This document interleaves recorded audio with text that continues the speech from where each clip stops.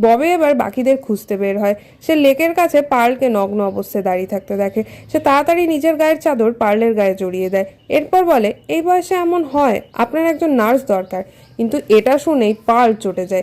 ববিকে এক চড় মারে ও ধাক্কা মেরে জলে ফেলে দেয়। ববি জাস্ট পার্লকে গালাগালি করা শুরু করছে, তখনই কুমিরটা এসে ববিকে অ্যাটাক করে দেয়।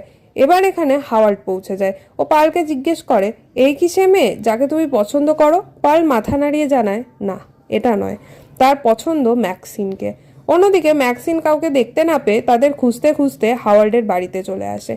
এমন সময় সে দেখে হাওয়ার্ডরা ফিরে আসছে। তাড়াতাড়ি সে বেডরুমে তাদের বিছানার নিচে লুকিয়ে পড়ে। এরপর দেখা যায় হাওয়ার্ড ও পার্ল বিছানায় বসে।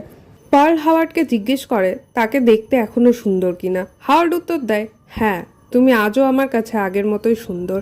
এরপর পার্ল আবার হাওয়ার্ডকে ইন্টিমেট হওয়ার রিকোয়েস্ট করে। হাওয়ার্ড প্রথমে হার্টের কথা বললেও পরে রাজি হয়ে যায়। এসব